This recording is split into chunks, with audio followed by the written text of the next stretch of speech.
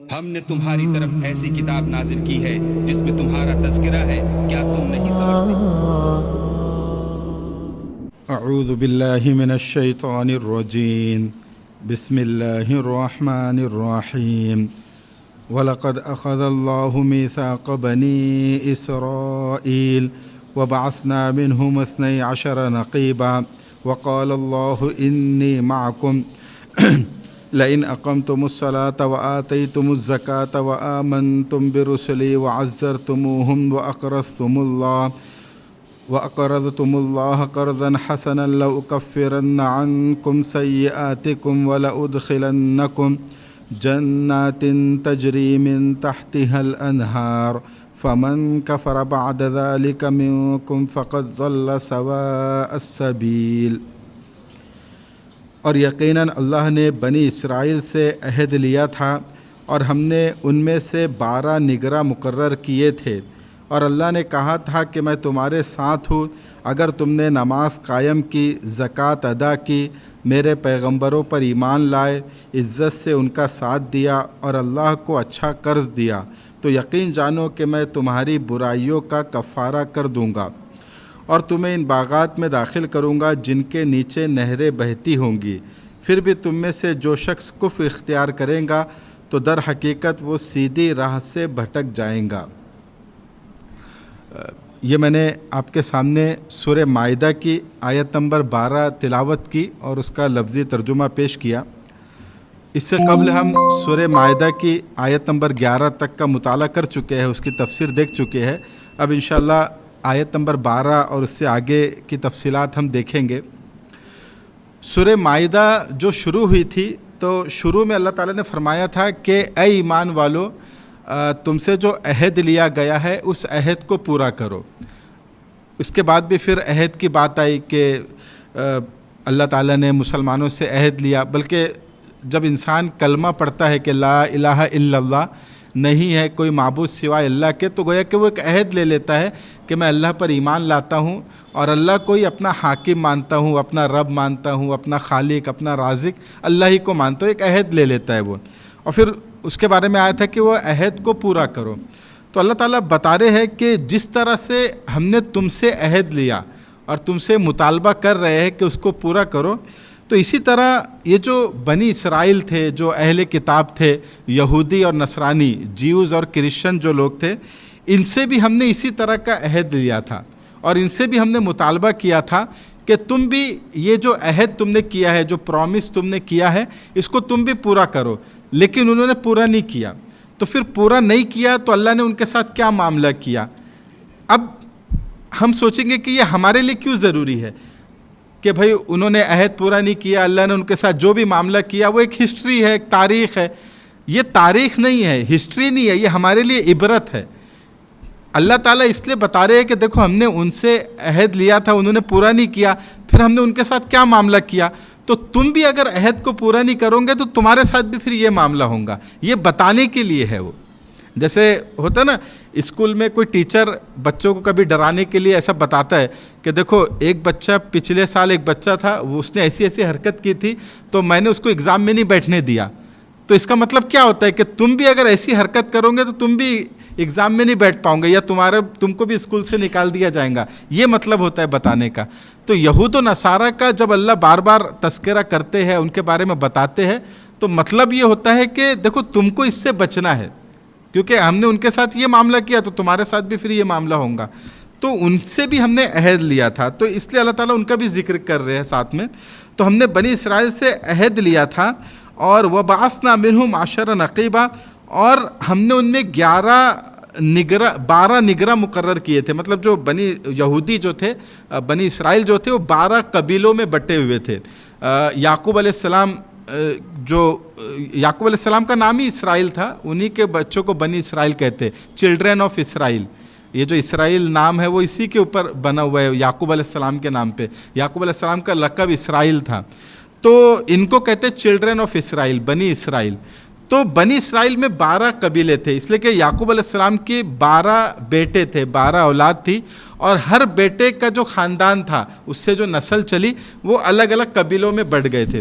تو اللہ کہہ رہے کہ ہم نے جو عہد لیا ان کے جو 12 سردار تھے 12 قبیلوں کے، ان سے عہد لیا اور ان سے کہا کہ تم اپنے قبیلے کے لوگوں کو یہ عہد پورا کرنے پر آمادہ کرنا، ان کی نگرانی کرنا کہ وہ یہ اللہ کا عہد، اللہ سے جو پرومس انہوں نے کیا ہے وہ پورا کر رہے کہ نہیں کر رہے۔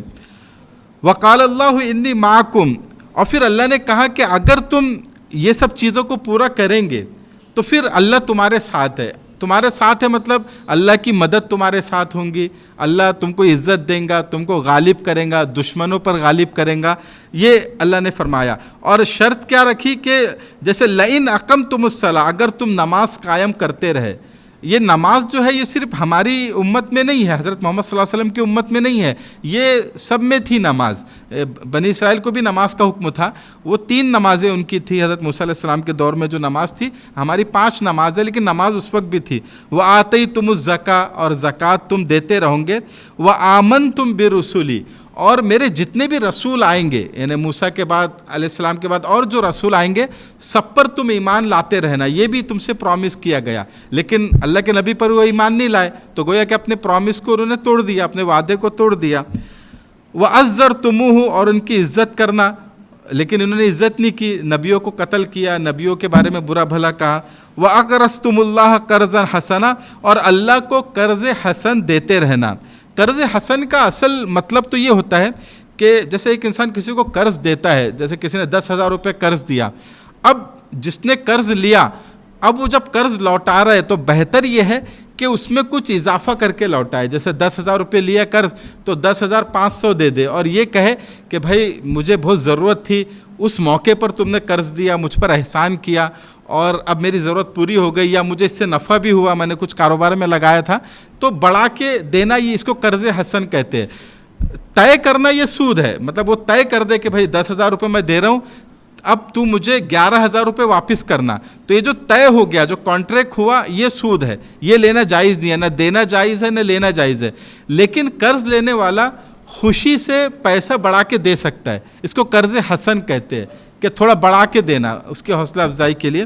اور اللہ کو قرض حسن دینے کا مطلب یہ ہے کہ اللہ کے راستے میں خرچ کرنا، غریبوں پر خرچ کرنا، ضرورت مندوں پر خرچ کرنا، اللہ کے جو ضرورت مند بندے ہیں، غریب بندے ہیں، محتاج بندے ہیں، ان پر خرچ کرنا، یہ قرض حسن۔ اور پھر اس کا بدلہ تم کو آخرت میں ملے گا، اللہ تعالیٰ نیکی کی شکل میں اس کا بدلہ تم کو دیں گے۔ تو یہ کرتے رہنا، یہ ان سے کہا تھا اللہ نے۔ لَأُكَفِّرَنَّ عَنْكُمْ سَيِّئَاتِكُمْ وَلَأُدْخِلَنَّكُمْ جَنَّاتٍ تَجْرِي مِن تَحْتِهَا الْأَنْهَارُ، اور تم اگر ایسا کرتے رہو گے تو اللہ تعالیٰ تم سے تمہارے گناہوں کو معاف کرتے رہیں گا۔ مطلب اگر دوسرے گناہ اب تم سے ہو رہے تو اللہ ان کو معاف کر دیں گا اور تم کو ضرور اس جنت میں داخل کریں گا جس کے نیچے نہریں بہتی ہوں گی۔ اب آپ دیکھیے اللہ تعالیٰ کیا کہہ رہے کہ اگر یہ تمام کام تم کرتے رہو گے تو ہم تمہارے ساتھ رہیں گے، ہماری مدد تمہارے ساتھ رہیں گی۔ یہ اب مسلمانوں کے لیے بھی ہے کہ اگر تم یہ سب کام کرتے رہو گے تو اللہ کی مدد تمہارے ساتھ ہوں گے۔ اب دیکھیے مسلمان جس ملک میں پریشان حال ہوتے ہیں پھر سوچتے ہیں کہ اللہ کی مدد کیوں نہیں آ رہی، کیوں اللہ ہماری مدد نہیں کر رہا، تو یہ وجہ ہے۔ اللہ کہہ رہے کہ تم اپنا کام تو کرو پہلے، جو اللہ کی مدد کے، نصرت کے جو وعدے ہیں جن اعمال پر، وہ اعمال کو تو تم اختیار کرو، وہ کام کو تو تم اختیار کرو، پھر اللہ کی مدد آئیں گی۔ تو بنی اسرائیل کے ساتھ اللہ کی مدد ہٹ گئی کیونکہ انہوں نے پرومس کو توڑ دیا، عہد کو توڑ دیا۔ فمن کفر بعد ذلک منکم فقد ضل سواء السبیل، پھر بھی تم میں سے جو شخص کفر اختیار کرے گا تو در حقیقت وہ سیدھی راہ سے بھٹک جائیں گا۔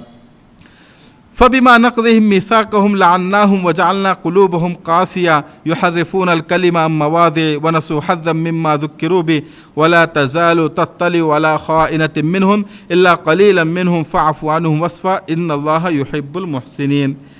پھر یہ ان کی عہد شکنی ہی تو تھی کہ جس کی وجہ سے ہم نے ان کو اپنی رحمت سے دور کیا اور ان کے دلوں کو سخت بنا دیا۔ اللہ تعالیٰ کہہ رہے کہ یہ جو عہد ہم نے ان سے کیا تھا، جو پرومس انہوں نے ہم سے کیا تھا، انہوں نے اس کو توڑ دیا، پورا نہیں کیا۔ تو اس کے جواب میں اللہ تعالیٰ کہہ رہے کہ ہم نے کیا کیا، لعناہم وجعلنا قلوبہم قاسیہ۔ ایک تو ہم نے ان کے اوپر لعنت برسائی، اپنی لعنت ان کے اوپر ڈالی، اور دوسرا ان کے دلوں کو سخت کر دیا۔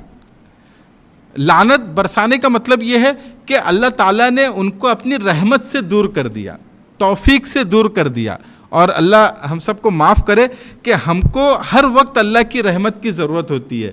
दुनिया में भी हम अल्लाह की रहमत के मोहताज है, और आखिरत में भी हम अल्लाह की रहम और उसके रहमत के और करम के मोहताज होंगे। तो जिस पर लानत की गई गोया कि अल्लाह के रहम से वो दूर हो गया। तो मुसलमानों के लिए भी फिर इसमें सबक है कि अगर तुम भी प्रॉमिस तोड़ोगे, तुम भी अहद तोड़ोगे, तो तुम भी अल्लाह की रहमत से दूर हो जाओगे, तुम पर भी फिर अल्लाह की लानत होंगी और फिर दुश्मन तुम पे गालिब होगा, तुम कमज़ोर होंगे। और दूसरा क्या फरमाया, वजालना कुलूबहुम कासिया, अल्लाह ने उनके दिल को सख्त कर दिया। अब उनको कोई अच्छी बात समझ में नहीं आती, कोई नेकी की बात, कोई खैर की बात, कोई भलाई की बात अब उनको समझ में नहीं आती, उनके दिल सख्त हो गए।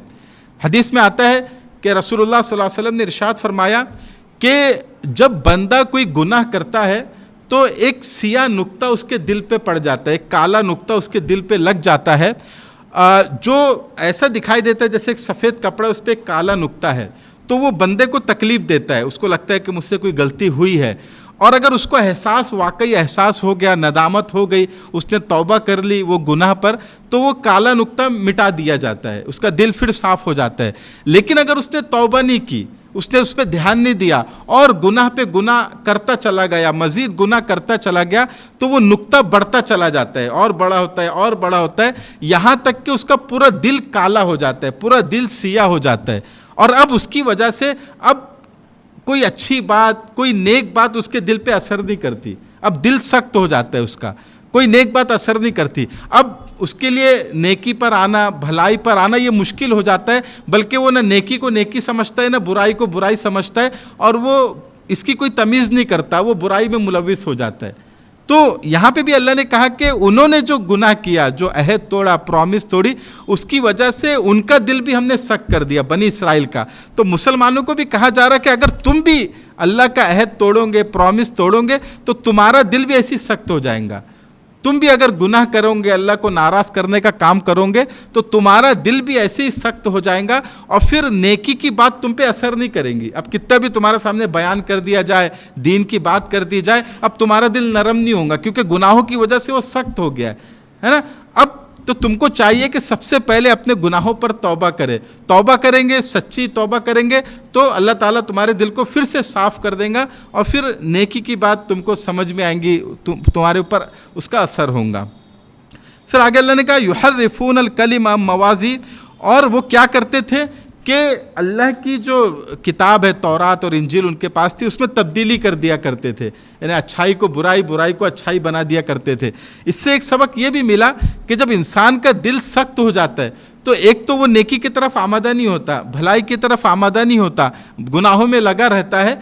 उसके बरक्स उसके साथ मज़ीद ये भी उसके अंदर ये चीज़ पैदा हो जाती है कि वो बुराई को भलाई समझने लगता है और भलाई को बुराई समझने लगता है। देखिए आज होता ना, कई लोग हैं जो गुनाह कर रहे हैं लेकिन डट के गुनाह कर रहे और उसको अच्छा समझ रहे और उसको जस्टिफाई करते कि नहीं नहीं ये कोई गलत काम नहीं है, मैं अच्छा काम कर रहा हूँ, क्योंकि अब दिल में बात ही नहीं उतर रही, अब वो गुनाह को भी जस्टिफाई कर रहे।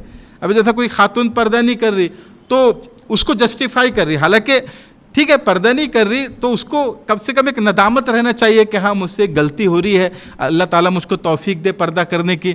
ये होने के बजाय वो उसको जस्टिफाई कर रही, कह रहे भाई ये पर्दे उर्दे का कोई हुक्म कुरान में नहीं है, ये सब बेकार की बातें हैं, और पर्दा तो असल दिल का पर्दा होता है, आँखों में शर्म होनी चाहिए, ये पर्दे से क्या होगा, वो उसको जस्टिफाई करने लगती है। हालांकि ठीक है नहीं हो पा रहा पर्दा किसी वजह से, तो उस पर एक नदामत हो तो कम से कम कभी ना कभी अल्लाह तौफीक दे देगा, कभी ना कभी अल्लाह तौबा की तौफीक दे देगा, अमल की तौफीक दे देगा अगर नदामत है। लेकिन अगर नदामत ही नहीं है बल्कि आप उसको जस्टिफाई कर रहे, आप उसको और अपने दिल को इत्मीनान दिला रहे कि नहीं मैं जो कर रही हूँ वो सही कर रही हूँ, तो फिर तो अल्लाह की तरफ से तौफीक मिलेंगी ही नहीं, फिर तो ना तौबा की तौफीक मिलेगी ना अमल की तौफीक मिलेंगी। तो ये करने लगते, एक तो नेक बात को कबूल भी नहीं करते, दूसरा आप बुराई को जस्टिफाई करने लगते हैं, उसको अच्छाई बनाने में लगे रहते हैं। जैसे आजकल बहुत से हमारे लोग करते दिखाई देते हैं कि वो बुराई को भी अच्छाई बनाने में लगे हुए हैं कि नहीं ये अच्छी है, कोई बुरी चीज़ नहीं है, ये पुराने लोग मानते थे लेकिन अभी के दौर में कोई बुरी चीज़ नहीं है। शराब को कई लोग जस्टिफाई कर रहे हैं, सूद को کئی لوگ حلال بنانے کے چکر میں ہے کہ بھئی یہ بینک کا جو سود ہے یہ وہ سود نہیں ہے جو رسول اللہ صلی اللہ علیہ وسلم نے حرام قرار دیا تھا، یہ الگ ہے. تو اس طرح کی کوشش انسان کرنے لگتا ہے جب اس کا دل سخت ہو جاتا ہے، جب اب اس کے دل پہ اچھی بات اثر نہیں کرتی. تو یہ بنی اسرائیل کے ساتھ ہوا، یہ مسلمانوں کے ساتھ بھی ہو سکتا ہے اگر وہ بھی غلط راستے پہ چلیں گے. وَنَسُوا حَظًّا مِّمَّا ذُكِّرُوا بِهِ، اور جس بات کی ان کو نصیحت کی گئی تھی اس کا ایک بڑا حصہ وہ بھلا چکے تھے، مطلب جو ان کو کرنے کو کہا گیا تھا. وَلَا تَزَالُ تَطَّلِعُ عَلَىٰ خَائِنَةٍ مِّنْهُمْ إِلَّا قَلِيلًا مِّنْهُمْ فَاعْفُ عَنْهُمْ وَاصْفَحْ، اور ان میں سے کچھ لوگوں کو چھوڑ کر تمہیں آئے دن ان کی کسی نہ کسی خیانت کا پتہ چلتا رہتا ہے. ان اللہ کے نبی کو اللہ تعالیٰ کہہ رہے کہ اے نبی ان کی کچھ نہ کچھ باتیں ہم تم کو بتاتے رہیں گے، ان کی خیانتیں، ان کے غلط کام تم کو پتہ چلتا رہیں گا. ہاں کچھ لوگ ان میں اچھے ہیں جو توبہ کر لیے، جنہوں نے اللہ کے نبی پہ ایمان لے کے آ گیا. لیکن پھر اللہ کہہ رہے فاعف عنہم وصفا، تم انہیں معاف کر دو اور درگزر سے کام لو، بے شک اللہ احسان کرنے والے کو پسند کرتا ہے. اب دیکھیے اللہ تعالیٰ اللہ کے نبی کو بتا بھی رہے کہ جو یہودی اور نصرانی تمہارے ارد گرد ہے ان کا یہ معاملہ ہے، لیکن اس کے بعد بھی اللہ کیا کہہ رہے کہ ابھی تم ان سے درگزر کا کام لو، ان کو معاف کر دو، ان کو سزا دینے کا چکر میں مت رہو، ان کو مارنے کے چکر میں ابھی مت رہو، یعنی فی الحال ابھی ان کو معاف کر دو.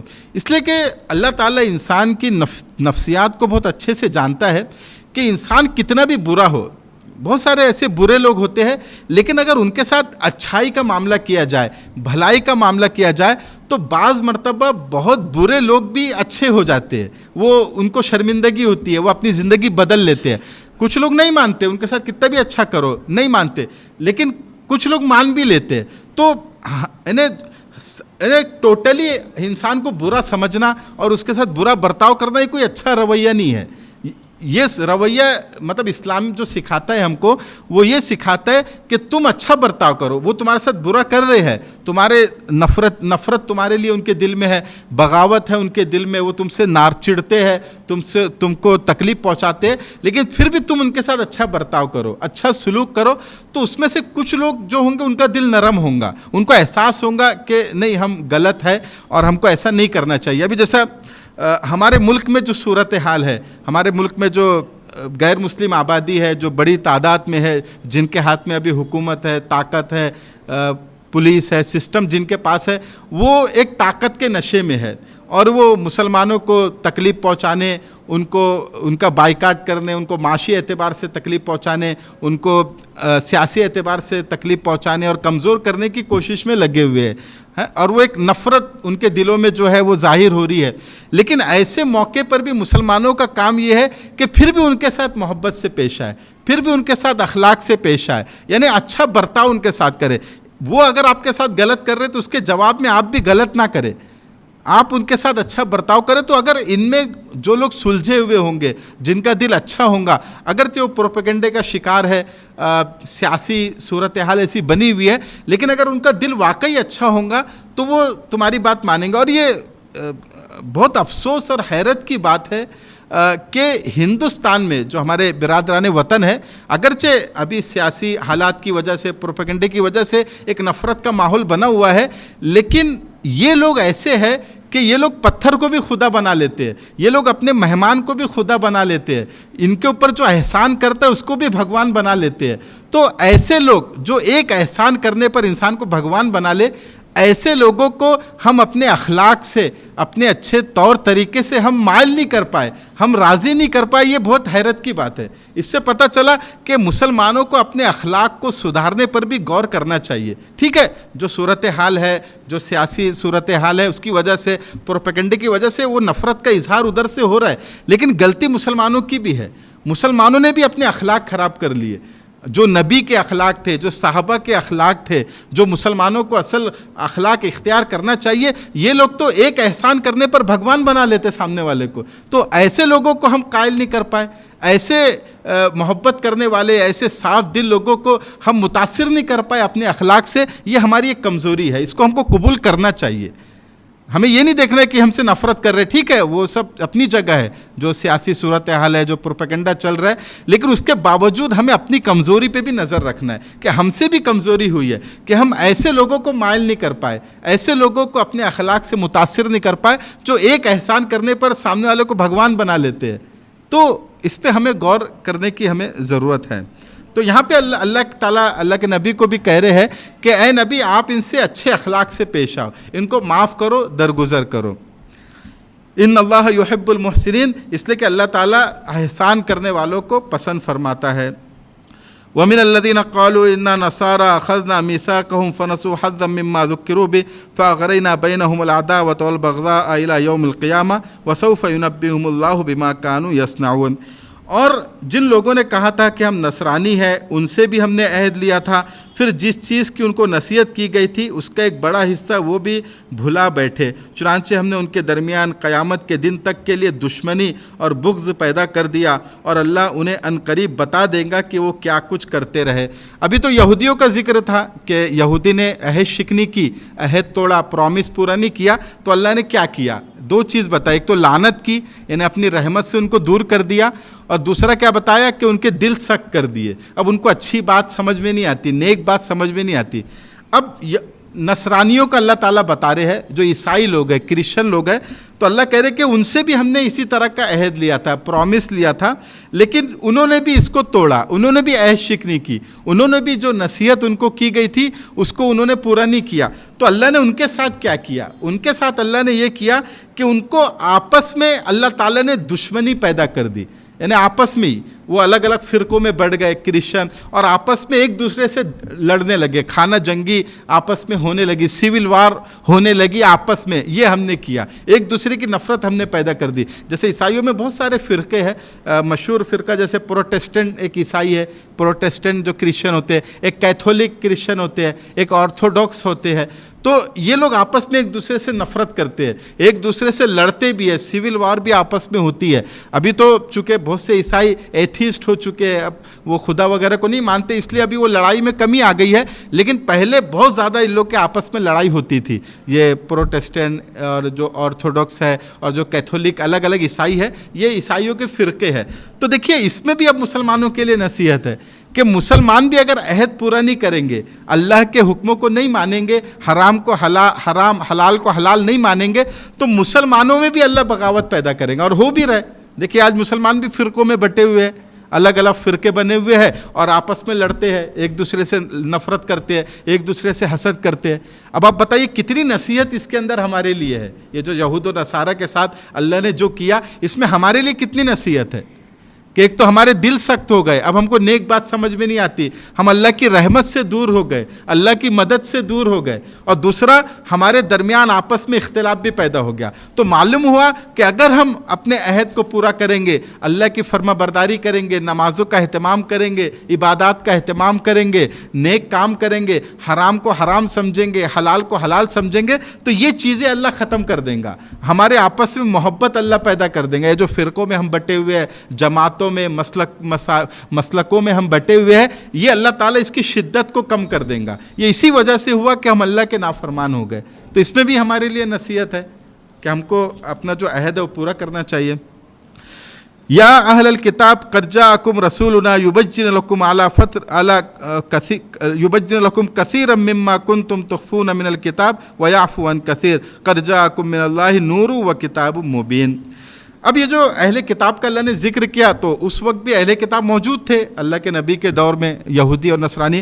تو اہل کتاب سے اللہ تعالیٰ ایک نصیحت کے انداز میں، ایک مشفقانہ، ایک شفقت کے انداز میں گفتگو کر رہے کہ اے اہل کتاب، اے یہودی اور عیسائیوں، اے جیوز اور کرسچن، قد جاءکم رسولنا، تمہارے پاس ہمارے رسول آ چکے ہیں، یہ جو حضرت محمد صلی اللہ علیہ وسلم آئے ہیں، یہ تمہارے پاس آ گئے ہیں، اور یہ تم کو وہ تمام چیزیں کھول کھول کے بتاتے ہیں جو تم چھپایا کرتے تھے، مطلب جو تم نے تورات میں چھپا لیا تھا، انجیل میں جو تم نے چینج کر دیا تھا، تبدیلی کر دی تھی، وہ چیزوں کو کھول کھول کے بتاتے ہیں۔ وَيَعْفُو عَنْ كَثِيرٍ، اور بہت سی چیزوں سے درگزر بھی کرتے ہیں، مطلب تم نے بہت ساری چیزیں چھپائی، لیکن جو چیز ضروری تھی وہ تو یہ کھول کھول کے بتا دیتے ہیں، لیکن کچھ ایسی چیز اگر تم نے چھپائی جو اتنا ضروری نہیں تھی جن کو سمجھنا، تو اس کو چھوڑ دیتے ہیں۔ تاکہ تمہاری بدنامی بھی نہ ہو کہ تم نے سب کچھ چھپا لیا، لیکن یہ ہے کہ وہ چیز کھول کھول کے بتاتے ہیں۔ تو تمہارے پاس یہ نبی آ چکے ہیں، اب تمہارا کام کیا ہے کہ اس نبی پر ایمان لا لو، ہے نا۔ قد جاءکم من اللہ، تمہارے پاس آ چکا ہے اللہ کی طرف سے ایک نور اور کھلی کتاب۔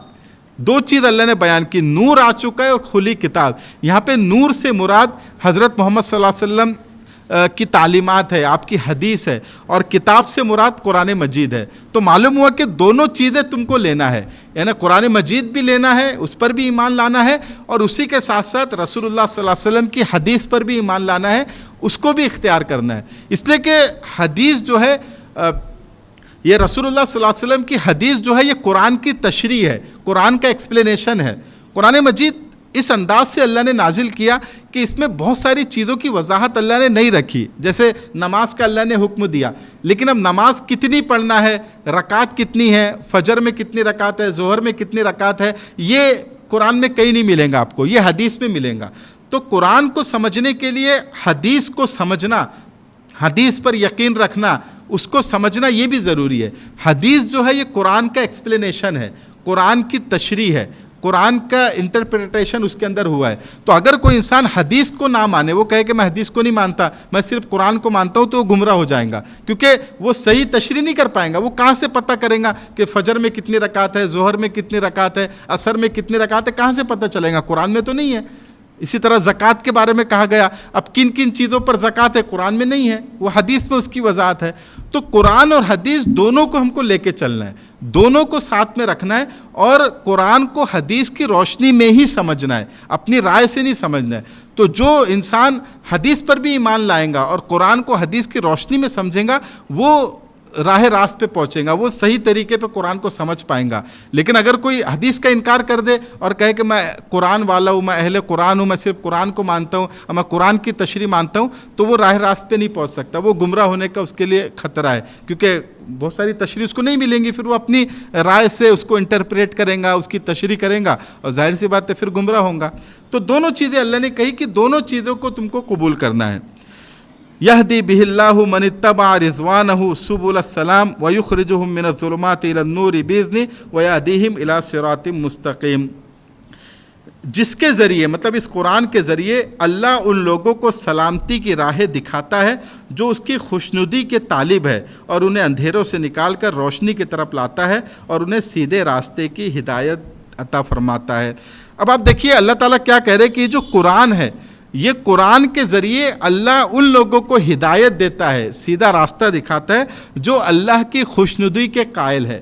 اس سے کیا معلوم ہوا کہ قرآن سے اسی وقت ہم کو ہدایت ملیں گی، قرآن مجید سے اسی وقت ہم راہ راست کو سمجھ پائیں گے جب ہمارے اندر طلب ہوں گی، ہمارے اندر تبدیلی کا جذبہ ہوگا۔ لیکن اگر ہم صرف قرآن کو ایک ذہنی عیاشی کے لیے، ایک علمی بحث کے لیے قرآن کو اگر پڑھ رہے کہ بھائی میں پڑھ کے دوسروں کو سکھاؤں گا، یا میں پڑھ کے بحث کروں گا، کسی سے ڈیبیٹ کروں گا، اس لیے اگر قرآن کو پڑھ رہے تو پھر قرآن سے ہدایت نہیں ملیں گی۔ قرآن سے ہدایت اسی وقت ملیں گی، اللہ کہہ رہے کہ جب آپ کے اندر طلب ہوں گی۔ ابھی جیسا آپ لوگ درس قرآن میں آئے ہیں، اب درس قرآن میں اگر آپ لوگ کے آنے کا مقصد یہ ہے کہ ہم جائیں گے، اللہ کی بات سنیں گے، قرآن کی بات سنیں گے، اور اس کے ذریعے سے ہم اپنے آپ کو تبدیل کریں گے، اپنی زندگی کو تبدیل کریں گے، ہمارے اندر اگر کوئی کمی ہے تو وہ کمی کو ہم ختم کریں گے، اور ہم یہ سمجھنے کے لیے درس میں آ رہے ہیں کہ کیا صحیح ہے کیا غلط ہے، اللہ تعالیٰ ہم سے کیا کروانا چاہتا ہے تاکہ ہم وہ کام کریں، ہم یہ سیکھنے کے لیے درس میں آ رہے ہیں۔ تو گویا کہ آپ کے اندر ایک طلب ہے، آپ تبدیل ہونا چاہتے ہیں، آپ اپنی زندگی کو بہتر بنانا چاہتے ہیں، تو پھر آپ کا درس قرآن میں آنا مفید ہوگا۔ اللہ تعالیٰ آپ کے دل میں بات اتاریں گے، آپ کے دل میں احساس پیدا ہوگا اور عمل کا جذبہ پیدا ہوگا۔ لیکن اگر کوئی اس لیے درس قرآن میں آ رہا ہے کہ میں جاؤں گا، پھر وہاں پہ سوال کروں گا، میں ڈیبیٹ کروں گا، پھر یہ سیکھ کے میں دوسروں کو سکھاؤں گا اور دوسروں کو بتاؤں گا کہ میرے پاس زیادہ نالج ہے، یہ مقصد اگر ہے تو پھر ہدایت نہیں ملیں گی، ہے نا۔ ہدایت اس وقت ملیں گی جب آپ کے اندر عمل کا جذبہ ہو، آپ کے اندر تبدیل ہونے کا جذبہ ہو۔ تو اللہ تعالیٰ اسی کو ہدایت دیتے ہیں جس کے اندر طلب ہو۔ ایک مرتبہ ایک نبی بہت دعا کر رہے تھے اللہ تعالیٰ سے کہ اللہ میری قوم کو ہدایت دے دے، ہدایت دے دے، ہدایت دے دے۔ تو اللہ نے کہا انلزمکموہا وانتم لہا کارہون، کہ کیا ہم ہدایت کو ان کے اوپر تھوپ دے اور یہ اس کو ناپسند کرتے، مطلب یہ ہدایت چاہ ہی نہیں رہے، یہ تبدیل ہونا چاہ ہی نہیں رہے, یہ ایمان لانا چاہ ہی نہیں رہے, تو ہم کیسے ان کو ہدایت دیں؟ بھائی اس کے اندر طلب تو ہو, اس کے اندر جذبہ تو ہو کہ ہاں مجھے بدلنا ہے, مجھے تبدیل ہونا ہے, تب اللہ اس کو توفیق دیں گے. اب وہ چاہ ہی نہیں رہا, نہیں مجھے بدلنا ہی نہیں ہے, تو پھر کہاں سے اس کو توفیق ملیں گی؟ تو ہمارے اندر ایک جذبہ رہنا چاہیے ہمیشہ. ٹھیک ہے گناہ ہوتا ہے, انسان سے گناہ ہو سکتا ہے, گناہ سے گھبرانا نہیں ہے, گناہ ہو گیا ٹھیک ہے, لیکن فوراً گناہ پر ندامت ہونا چاہیے, توبہ ہم کریں. اسی طرح ہم کو اپنے آپ کو ہمیشہ بدلنے کی فکر ہونی چاہیے, ایک محاسبہ ہمارے اندر ہو کہ ابھی تک میں بدلا نہیں ہوں, مجھے اور بدلنا چاہیے اور مجھے تبدیل ہونا چاہیے. تو یہ جذبہ ہمارے اندر رہنا چاہیے, تو ایک نہ ایک دن اللہ تعالیٰ ہم کو توفیق دے دیں گے. ابھی جیسے دیکھیے کوئی بچہ کالج میں پڑھ رہا ہے, کوئی نیٹ کی تیاری کر رہا ہے, کوئی میڈیکل میں پڑھ رہا ہے, تو اگر وہ بچہ جتنا سوچے گا کہ ہاں آج میں نے کم پڑھا, مجھے اور زیادہ پڑھنا پڑے گا تاکہ میں نیٹ میں پاس ہو جاؤں, مجھے اور زیادہ کوشش کرنی پڑیں گی, اگر وہ بار بار اسی فکر میں رہیں گا تو پھر وہ پڑھتا رہیں گا, اس کو پڑھنے کی توفیق ملیں گی. لیکن اگر کوئی بچہ ٹائم پاس کر رہا ہے, اپنے دوستوں کے ساتھ فلم دیکھنے جا رہا ہے, ہوٹلوں میں بیٹھ رہا ہے, وہ سوچ نہیں رہا کہ مجھے ایگزام دینا ہے, مجھے تیاری کرنا ہے, تو پھر اس کو توفیق بھی نہیں ہوں گی. توفیق اس کو ہوں گی جو سوچیں گا, جو فکر کریں گا. تو ہمیں ہر وقت یہ سوچنا چاہیے کہ ہمارے اندر کمی ہے اور یہ کمی کو مجھے دور کرنا ہے, کسی بھی طرح دور کرنا ہے, تو اللہ تعالیٰ ایک نہ ایک دن ہم کو توفیق دے دیں گا. یہ جذبہ ہمارے اندر رہنا چاہیے. اچھا اس سے کیا ہوگا, پھر ہمارے اندر تکبر بھی نہیں آئیں گا, کیونکہ جب ہم اپنے آپ کو کمی سمجھیں گے کہ میرے اندر کمی ہے, میں اگر 5 وقت کی نماز پڑھ رہا ہوں تو مجھے تہجد بھی پڑھنا چاہیے, میں تہجد نہیں پڑھ پا رہا ہوں, تو کمی سوچیں گے تو تکبر نہیں آئے گا کہ ارے میں تو 5 وقت کا نمازی ہوں, وہ تو نماز بھی نہیں پڑھتا. یہ تکبر نہیں آئے گا, آپ اپنے آپ کو کمتر ہی سمجھیں گے کہ نہیں 5 وقت تو پڑھ رہا ہوں لیکن تہجد نہیں پڑھ رہا, اشراق نہیں پڑھ رہا. ایک کمی آپ کے اندر رہیں گی تو تکبر نہیں آئے گا, ایگو نہیں آئے گا آپ کے اندر. تو اپنے کمی کا احساس ہم کو ہر وقت رہنا چاہیے. لقد كفر الذين قالوا ان الله هو المسيح ابن مريم قل فمن يملك من الله شيئا ان اراد ان يهلك المسيح ابن مريم وامه ومن في الارض جميعا ولله ملك السماوات والارض وما بينهما يخلق ما يشاء والله على كل شيء قدير.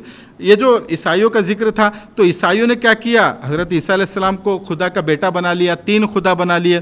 تو اللہ کہہ رہے کہ ان لوگوں نے کفر کیا جنہوں نے کہا کہ اللہ جو ہے وہ عیسیٰ ابن مریم ہی اللہ ہے, یعنی جو عیسیٰ ہے, مسیح ہے, وہی جو جیسس ان لوگ کہتے ہیں, جیسس کرائسٹ جو ہے وہی خدا ہے. تو ان لوگوں نے کفر کیا. تو اللہ کہہ رہے کہ آپ ان سے کہو کہ قل فمن یملک من اللہ شیئا, کہہ دو کہ اگر اللہ مسیح ابن مریم کو اور ان کی ماں کو, مطلب مریم کو, اور زمین میں جتنے لوگ ہیں ان سب کو ہلاک کرنا چاہے, تو کون ہے جو اللہ کے مقابلے میں کچھ کرنے کی ذرا بھی طاقت رکھتا ہو؟ اگر اللہ ان کو ہلاک کر دے, مطلب عیسیٰ کی ماں کو, مریم کو علیہ السلام کو اگر ہلاک کر دے, تو کون ہے جو اللہ کو روک دے؟ تو پھر تم ان کو کیسے خدا بنا رہے؟ اگر یہ خدا ہوتے تو یہ روک لیتے. اور پھر عیسیٰ علیہ السلام تو مریم علیہ السلام سے پیدا ہوئے, تو وہ تو پیدا ہونے میں ایک عورت کے محتاج تھے, تو وہ کیسے خدا ہو گئے؟ ہاں وہ نبی ہے, ہمارے پیغمبر ہے, لیکن وہ خدا تھوڑی ہے.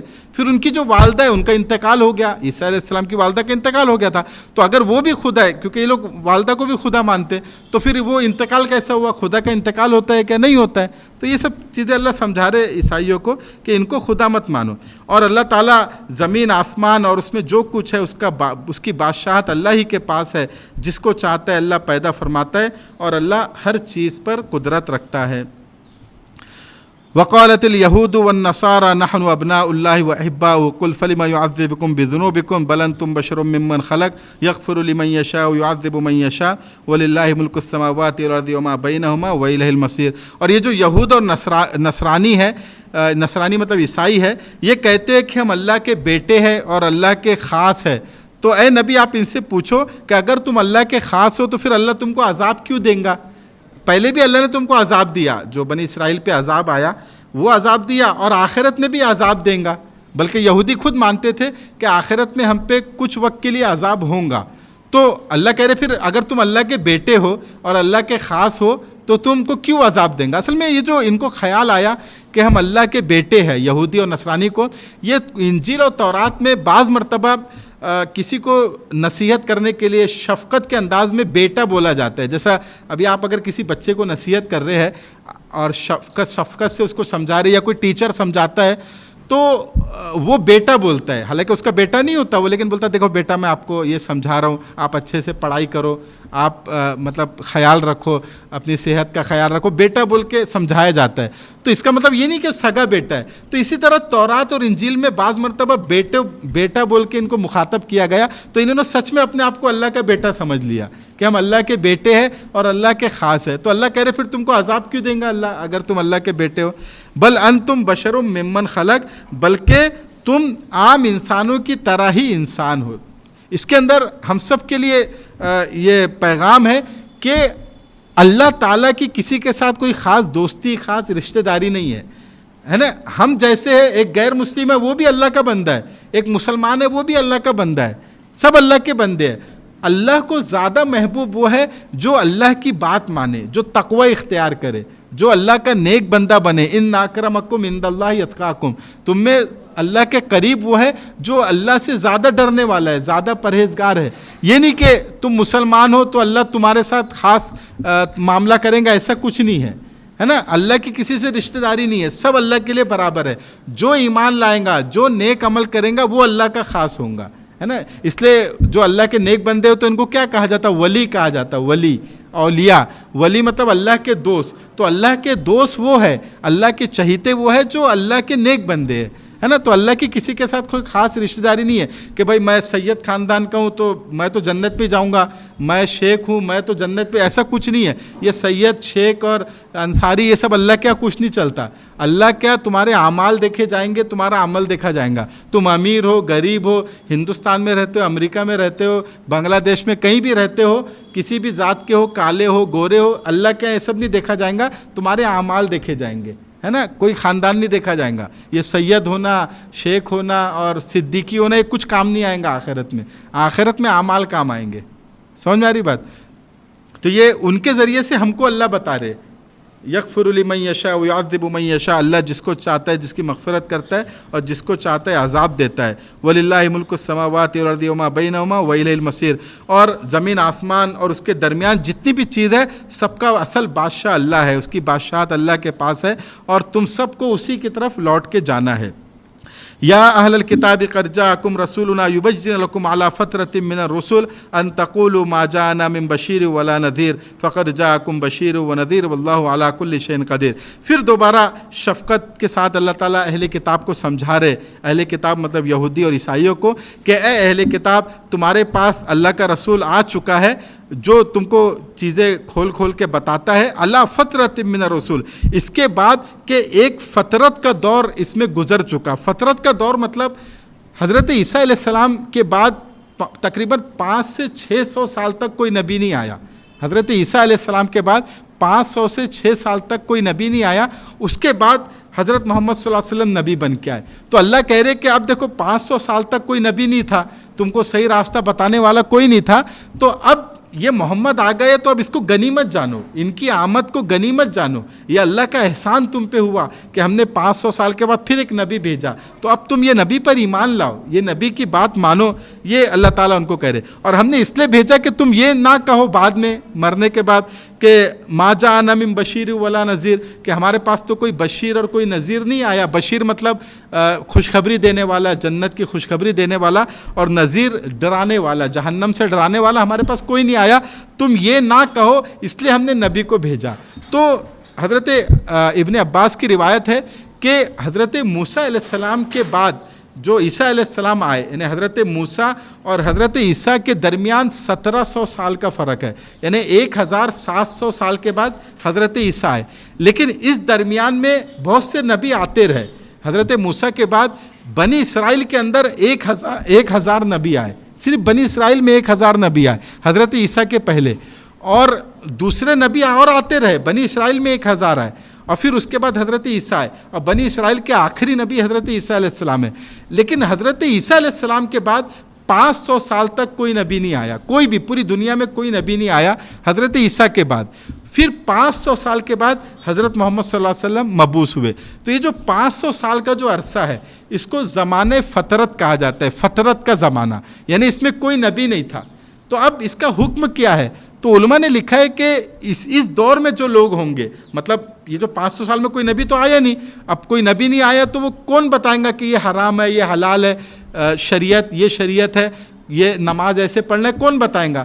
تو علماء نے لکھا ہے کہ اس دور میں جو لوگ تھے، مطلب رسول اللہ کی آمد سے پہلے اور حضرت عیسیٰ کے بعد جو لوگ تھے، ان کے اوپر صرف توحید کو ماننا ضروری تھا، مطلب ایک خدا کو ماننا کہ ایک ہے، ایک میرا پیدا کرنے والا ہے، یہ ماننا کافی تھا۔ اگر انہوں نے ایک کو مان لیے تو ان کی نجات ہو جائیں گی، وہ جنت میں جائیں گے، چاہے اس کے علاوہ وہ کتنے بھی گناہ کرتے ہو، شراب پیتے ہو یا کوئی اور گناہ کرتے ہو، اس پہ ان کی پکڑ نہیں ہوں گی، کیونکہ ابھی بتانے والا آیا نہیں کہ شراب حرام ہے، جوا حرام ہے، سود حرام ہے، ابھی بتانے والا نہیں آیا۔ تو اگر وہ سود لیتے ہیں، شراب پیتے ہیں، کوئی بھی گناہ کرتے ہیں، اس کی پکڑ نہیں ہوں گی، لیکن توحید کو ماننا ضروری ہے فطرت کے دور میں بھی، اس لیے کہ توحید جو ہے یعنی اللہ کو ایک ماننا، پیدا کرنے والے کو ایک ماننا، اس کو سمجھانے کے لیے کسی کی نبی کی ضرورت نہیں ہے۔ یہ انسان اگر اپنے دماغ پر غور کرے، اپنی عقل پر غور کرے، تو اپنی عقل سے بھی انسان اس بات کو سمجھ سکتا ہے کہ ہمارا پیدا کرنے والا کوئی ایک ہی ہوگا۔ ابھی دنیا میں بھی دیکھیے نا، ایک ہی باپ مانتے نا ہم، کوئی مانتا میرے 2 باپ ہے، 3 باپ ہے، اگر کوئی کسی کو بول دے تیرے 2 باپ ہے، وہ ہاتھ اٹھا دے گا، گالی گلوچ کر دے گا۔ تو یہاں پہ تو ہم برداشت نہیں کرتے، اور وہاں پہ جو ہمارا اصل پیدا کرنے والا ہے اس میں ہم کئی خدا بنا دے رہے۔ تو عقل میں بات آ رہی کہ نہیں؟ اب یہ ایک باپ ہے، کسی کو سمجھانے کے لیے کوئی نبی کی ضرورت ہے کیا؟ عقل سے انسان سمجھ سکتا ہے کہ ہاں میرا ایک ہی باپ ہے، اس کو سمجھانے کے لیے کسی نبی کی ضرورت نہیں ہے۔ ہاں دوسری چیزیں جیسے شراب حرام ہے، جوا حرام ہے، یہ سمجھانے کے لیے ایک انسان چاہیے، ایک نبی چاہیے، ایک سمجھانے والا چاہیے، لیکن توحید سمجھانے کے لیے کوئی نبی کی ضرورت نہیں۔ انسان اپنی عقل پہ اگر غور کرے تو توحید کو ایک یعنی اللہ کو ایک ماننا یہ سمجھ سکتا ہے۔ تو فطرت کے دور میں بھی توحید کا تقاضا تھا، اس لیے آپ دیکھیں گے کہ حضور کے پہلے بھی کئی لوگ ایسے تھے جو ایک کو مانتے تھے۔ جیسے جب رسول اللہ صلی اللہ علیہ وسلم پر پہلی وحی نازل ہوئی تو حضرت خدیجہ آپ کو ان کے کزن تھے ورقہ بن نوفل، ان کے پاس لے کے گئی، تو وہ بھی ایک کو مانتے تھے، وہ کہتے تھے میں ایک کو مانتا ہوں۔ تو ایسے لوگ تھے تو وہ جنت میں جائیں گے۔ لیکن اب اللہ کہہ رہے کہ اب نبی آ گئے، تو اب نبی پر ایمان لانا، اور نبی جس کو حرام بول رہے اس کو حرام ماننا، جس کو حلال بول رہے اس کو حلال ماننا اب ضروری ہو گیا۔ اب اگر تم شراب پیو گے تو اب گناہ ملیں گا، اب اگر سود کھاؤ گے تو گناہ ملیں گا، کیونکہ اب نبی آ گئے، اب انہوں نے ایکسپلین کر دیا، اب انہوں نے بتا دیا کہ یہ حرام ہے، یہ حلال ہے۔ تو اب تم کو نبی کو ماننا ضروری ہے، اور نبی کی بات کو ماننا بھی ضروری ہے۔ تو تمہارے پاس بشیر اور نذیر آ چکا ہے، اور اللہ ہر چیز پر قادر ہے۔ وَإِذْ قَالَ مُوسَىٰ لِقَوْمِهِ يَا قَوْمِ اذْكُرُوا نِعْمَةَ اللَّهِ عَلَيْكُمْ إِذْ جَعَلَ فِيكُمْ أَنْبِيَاءَ وَجَعَلَكُمْ مُلُوكًا وَآتَاكُمْ مَا لَمْ يُؤْتِ أَحَدًا مِنَ الْعَالَمِينَ يَا قَوْمِ ادْخُلُوا الْأَرْضَ الْمُقَدَّسَةَ الَّتِي كَتَبَ اللَّهُ لَكُمْ وَلَا تَرْتَدُّوا عَلَىٰ أَدْبَارِكُمْ فَتَنْقَلِبُوا خَاسِرِينَ۔ یہاں سے آیت نمبر 20 سے آیت نمبر 26 تک اس میں یہودیوں کا ہی ذکر ہے، اور اس میں خاص طور سے اس بات کا ذکر ہے کہ یہودی جو تھے، ان کے والد حضرت یعقوب علیہ السلام، جن کو اسرائیل بھی کہا جاتا ہے، وہ کنعان میں رہتے تھے۔ کنعان ایک علاقہ ہے جو ابھی فلسطین ہے، فلسطین کا ایک علاقہ تھا کنعان، وہاں رہتے تھے۔ تو ان کے بیٹے یوسف علیہ السلام تھے، اور 12 بیٹے تھے، وہ سب واقعہ ہمارے سامنے پہلے بھی آ چکا ہے۔ تو یوسف علیہ السلام مصر چلے گئے تھے، مصر کے بادشاہ بن گئے تھے۔ تو یوسف علیہ السلام جب بادشاہ بنے تو یوسف علیہ السلام نے اپنے والد حضرت یعقوب اور اپنے بھائیوں کو مصر بلا لیا تھا، ایجپٹ جو ابھی ہے، ایجپٹ میں بلا لیا تھا۔ تو وہاں پہ وہ لوگ رہتے تھے، لیکن پھر بعد میں، اور ان کو بنی اسرائیل کہا جاتا تھا، لیکن وہاں پہ بعد میں جب فرعون کی بادشاہت آئی تو فرعون بنی اسرائیل پہ ظلم کرنے لگا۔ پھر اللہ تعالیٰ نے وہاں پہ موسیٰ علیہ السلام کو مبعوث فرمایا، ان کو بھیجا، اور موسیٰ علیہ السلام نے بنی اسرائیل کو فرعون کے چنگل سے بچایا، اور دریا پار کر کے چلے گئے، اور فرعون کو اللہ نے غرق کر دیا۔ تو جب دریا پار کر کے وہ گئے تو وہ جو فلسطین کا جو علاقہ تھا، جو کنعان، جو یعقوب علیہ السلام کا علاقہ تھا، تو اب اللہ نے ان کو حکم دیا کہ تم وہ علاقے میں دوبارہ چلے جاؤ۔ لیکن وہاں پر ایک قوم کا قبضہ تھا جس کو عمالقہ کہتے تھے، اس کا قبضہ تھا۔ تو اللہ نے بنی اسرائیل سے کہا کہ وہ جو قوم ہے تم ان سے لڑو، اور تم ان سے لڑو گے تو اللہ تم کو فتح دے دے گا، تم کو جیت دے دے گا، اور وہ تمہارا شہر چھوڑ دیں گے اور تم وہاں پہ بس جاؤ۔ یہ اللہ نے ان سے کہا۔ لیکن یہ لوگ کو پتہ چلا کہ جو عمالقہ بہت طاقتور لوگ ہیں، تو انہوں نے لڑنے سے منع کر دیا. موسیٰ علیہ السلام کو بولا کہ ہم نہیں لڑتے، تم جاؤ اور تمہارا خدا جائے، تم لڑو، اور جب لڑ کے جیت جائیں گے تو ہم کو بتانا، ہم شہر میں آ جائیں گے. یہ بدتمیزی انہوں نے کی حضرت موسیٰ کے ساتھ. تو یہ اس کا ذکر یہاں پہ ہے. تو موسیٰ علیہ السلام نے اپنے قوم سے کہا کہ اے میری قوم، تم اللہ کی نعمتوں کو یاد کرو کہ بھئی اللہ نے تم کو فرعون کے چنگل سے بچایا. فرعون کتنا ظلم کر رہا تھا تمہارے اوپر، تم کو بچایا اللہ نے فرعون کے چنگل سے. تو اب اللہ جو کہہ رہا ہے وہ کرو. اللہ کہہ رہا ہے کہ ان سے لڑو، جہاد کرو، تو جاؤ جہاد کرو اور وہ شہر میں رہو. تو یہ اللہ تعالیٰ ان کو سمجھا رہے. اس جعل فیکم انبیاء وجعلکم ملوکا، اور ایک احسان یہ کیا کہ تم میں اللہ تعالیٰ نے کئی نبی بھیجے اور بادشاہ بھی بنائے تمہارے لوگوں میں سے. وآتاکم ما لم یؤتی احدا من العالمین، اور اللہ تعالیٰ نے ایسی ایسی چیزیں تم کو دی، وہ تم کو عطا کیا کہ دنیا میں کسی اور کو وہ عزت اور وہ احترام اللہ نے نہیں دیا جو تم کو دیا. تو اب اس کا تقاضا کیا ہے کہ تم اللہ کی بات مانو. اور اے میری قوم، تم اس مقدس سرزمین میں داخل ہو جاؤ جو اللہ نے تمہارے لیے لکھ دی ہے. یعنی یہ جو فلسطین کی زمین ہے، اس کے اندر تم مطلب چلے جاؤ اور اپنی پشت کے بل پیچھے نہ لوٹو، ورنہ پلٹ کر نامراد ہو جاؤں گے. مطلب پش کر کے بھاگو مت، بلکہ جاؤ اور ان سے لڑو اور اپنی زمین لے لو. اللہ نے تمہارے لیے مقدر کی ہے وہ زمین، تم لے لو. یہ مطلب موسیٰ علیہ السلام ان کو بول رہے ہیں. تو قالوا یا موسیٰ ان فیہا قوما جبارین وانا لن ندخلها حتی یخرجوا منها فإن یخرجوا منها فإنا داخلون. تو وہ کیا بولے کہ اے موسیٰ، اس ملک میں، یعنی وہ جو علاقہ ہے، اس علاقے میں بڑے طاقتور لوگ رہتے ہیں، اور جب تک وہ لوگ وہاں سے نکل نہ جائے ہم ہرگز اس میں داخل نہیں ہوں گے. یعنی وہ جو نکل نہ جائے تو ہم داخل نہیں ہوں گے اس کے اندر. ہاں اگر وہ وہاں سے نکل جائے تو بے شک ہم اس میں داخل ہو جائیں گے. قال رجلان من الذين يخافون انعم الله عليهم ادخلوا عليهم الباب فاذا دخلتموه فانكم غالبون وعلى الله فتوکلوا ان كنتم مؤمنین. جو لوگ خدا کا خوف رکھتے تھے ان میں سے دو مرد جن کو اللہ نے اپنے فضل سے نوازا تھا بول اٹھے کہ تم ان پر چڑھائی کر کے شہر کے دروازے میں گھس تو جاؤ، جب گھس جاؤں گے تو تم ہی غالب رہوں گے، اور اپنا بھروسہ صرف اللہ پر رکھو اگر تم واقعی مومن ہو. یعنی جب ان لوگ نے انکار کیا کہ نہیں ہم نہیں جائیں گے، وہاں بہت طاقتور لوگ رہتے ہیں، تو وہاں پر موجود دو لوگوں نے، وہ دونوں بھی بعد میں نبی بنے. ایک یعنی موسیٰ علیہ السلام کے ساتھی تھے، وہ ایک حضرت یوشع علیہ السلام اور ایک حضرت کالیب علیہ السلام. یہ دونوں نبی بعد میں بنے. تو ان دونوں نے اپنی قوم کو سمجھایا کہ اے قوم، ان کی بات مان لو، موسیٰ کی بات مان لو اور تم داخل تو ہو جاؤ، کیونکہ اللہ کہہ رہے کہ ہم نے تمہارے لیے لکھ دی ہے تو اللہ ضرور تم کو فتح دیں گا. تم جاؤ تو صحیح، تم داخل تو ہو، تم ان سے لڑو تو. یعنی انہوں نے سمجھایا ان کو، تم اللہ پہ بھروسہ رکھو. تو قالوا یا موسیٰ انا لن ندخلها ابدا ما داموا فيها فاذهب انت وربك فقاتلا انا هاهنا قاعدون. تو ان لوگوں نے کیا جواب دیا بنی اسرائیل نے؟ وہ کہنے لگے اے موسیٰ، جب تک وہ لوگ اس ملک میں موجود ہے ہم ہرگز اس میں قدم نہیں رکھیں گے. اگر ان سے لڑنا ہی ہے تو بس تم اور تمہارا رب چلے جاؤ اور ان سے لڑو، ہم یہیں بیٹھے ہیں. یعنی بنی اسرائیل نے کیا کہا؟ موسیٰ تم جاؤ اور تمہارا رب، جو اللہ تعالیٰ نے کہا نا کہ جاؤ، تو تمہارا رب جائے ان سے لڑے، ہم یہیں بیٹھے انتظار کریں گے. تو یہ بدتمیزی مطلب بنی اسرائیل نے کی. قال رب انی لا املک الا نفسی واخی فافرق بیننا وبین القوم الفاسقین. تو موسیٰ علیہ السلام ایک دم پریشان ہو گئے، اور پریشان ہو کر غصے میں انہوں نے کہا کہ اے میرے پروردگار، سوائے میری اپنی جان کے اور میرے بھائی یعنی ہارون کے کوئی میرے قابو میں نہیں ہے. اب آپ ہمارے اور ان نافرمان لوگوں کے درمیان الگ الگ فیصلہ کر دیجئے، مطلب ہم کو الگ کر دیجئے. یعنی غصے میں انہوں نے ایسا کہا. اب دیکھیے یہاں پہ جو ان کی قوم نے کہا موسیٰ کی کہ تم جاؤ اور تمہارا رب جائے. تو ایک مرتبہ رسول اللہ صلی اللہ علیہ وسلم غزوہ بدر کی تیاری کر رہے تھے. تو اس وقت مدینہ میں حضور صلی اللہ علیہ وسلم ہجرت کر گئے تھے، مدینہ میں رہتے تھے. تو اس وقت تیاری چل رہی تھی کہ بھائی کیسے ان پہ وہ کرنا چاہیے، حملہ کرنا چاہیے جو غزوہ بدر ہونے والی ہے. تو مہاجر جو تھے یہ بڑھ چڑھ کر بات کر رہے تھے. مہاجر اور انصار دو لوگ تھے، انصار مطلب مدینہ کے رہنے والے، اور مہاجر جو مکہ سے ہجرت کر کے آئے تھے. تو مہاجر بڑھ چڑھ کر کہہ رہے تھے ہاں ہم باہر نکل کے ان سے لڑیں گے، ان کو قتل کریں گے، ان کو ماریں گے، جہاد کریں گے، یعنی اپنا شوق دکھا رہے تھے. اور انصار کے جو لوگ تھے وہ خاموش تھے.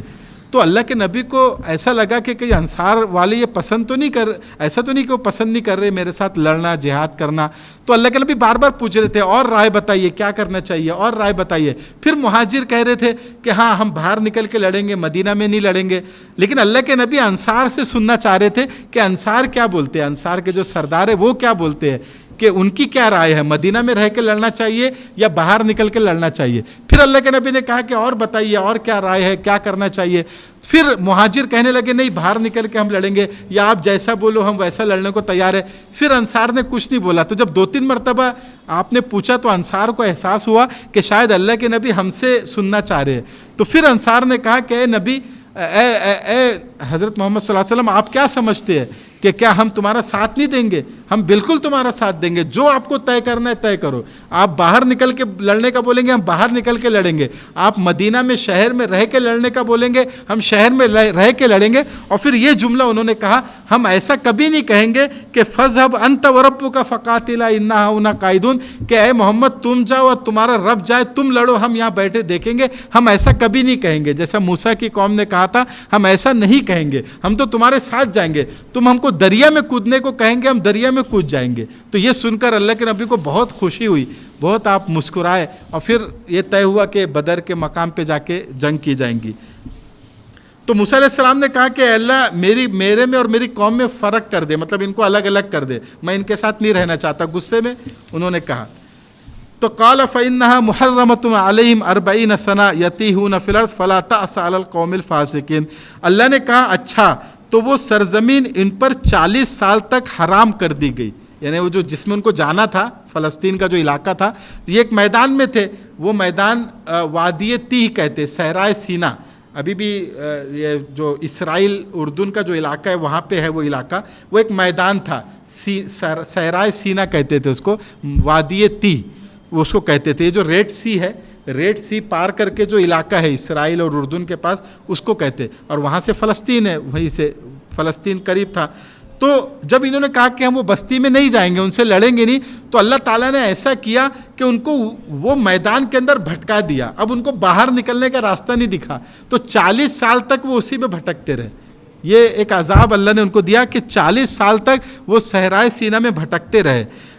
تو اب موسیٰ علیہ السلام نے غصے میں تو کہہ دیا تھا کہ ہم کو ان سے الگ کر دو, لیکن چونکہ نبی ہے, نبی اپنے امت پر مہربان ہوتا ہے, تو موسیٰ علیہ السلام بھی ان کے ساتھ رہے 40 سال تک. یعنی جو بھٹکے تو موسیٰ علیہ السلام بھی انہی کے ساتھ رہے, ہارون علیہ السلام رہے, پھر یوشع علیہ السلام, کالیب علیہ السلام جو بھی نبی بننے کے تھے وہ بھی ساتھ میں رہے.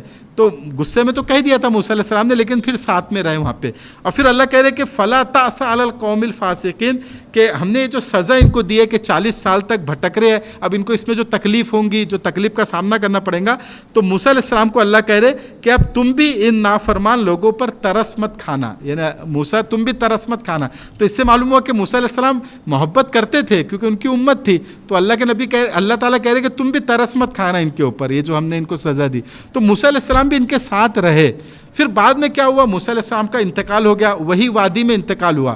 پھر ان کے بعد حضرت یوشع علیہ السلام نبی بنے اور ان کے خلیفہ بنے, جانشین بنے. پھر حضرت یوشع علیہ السلام نے کچھ لوگوں کو لے کر وہ جو عمالقہ تھے جو فلسطین میں آباد تھے ان پہ جنگ کی, ان کے ساتھ جہاد کیا, اور ایک جہاد کا سلسلہ چلتا رہا. اور پھر بعد میں حضرت داؤد علیہ السلام کے ذریعے اللہ تعالیٰ نے اس کو فتح کروایا. جو طالوت اور جالوت کی جنگ ہوئی تو داؤد علیہ السلام نے جالوت کو قتل کیا, جو عمالقہ کا ایک بڑا لیڈر تھا, اس کو قتل کیا. پھر وہ لوگ ڈھیر ہو گئے, پھر انہوں نے شہر خالی کر دیا اور بنی اسرائیل وہاں پر آباد ہو گئے.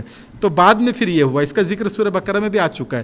تو اس طرح سے یہ لوگوں نے معاملہ کیا. تو یہ چیزیں جو بار بار ہمارے سامنے آتی ہے نا, یہ ہماری عبرت کے لیے ہوتی ہے نا. یہ ایسا نہیں کہ قصے کہانی کے لیے, اور بار بار اس لیے آتی ہے کہ بار بار ہم اس پہ غور کریں, بار بار سوچیں. اب کتنی اچھی بات اللہ نے بتائی. ایک تو یہودی نے عہد توڑا تو ان کے ساتھ کیا کیا کہ اللہ کی رحمت ان سے دور ہو گئی, اللہ کی لعنت ان کے اوپر برسنے لگی اور ان کے دل سخت ہو گئے. اور عیسائیوں نے عہد توڑا تو کیا ہوا, اللہ تعالیٰ نے ان کو آپس میں لڑانا شروع کر دیا, آپس میں وہ فرقوں میں بڑھ گئے. اب دیکھیے یہی دونوں چیز مسلمانوں کے اندر بھی ہو رہی ہے. مسلمان بھی اللہ کی رحمت سے دور ہو رہے ہیں اپنی نافرمانی کی وجہ سے, غلط کام کی وجہ سے. ان کے دل بھی سخت ہو رہے ہیں, اب ان کو نیک بات سمجھ بھی نہیں آتی جلدی. اسی طرح مسلمان بھی فرقوں میں بڑھ گئے, وہ بھی آپس میں ایک دوسرے سے حسد کرتے ہیں, لڑتے ہیں, بغض رکھتے ہیں. آپس میں جنگیں بھی ہو جاتی ہے، بعض مرتبہ ہو چکی ہے. تو یہ ہمیں اس سے سبق لینا ہے نا، ہم کو بھی عہد پورا کرنا ہے. تو انشاءاللہ یہ ابھی آیت نمبر 26 تک ہم نے پڑھ لی ہے.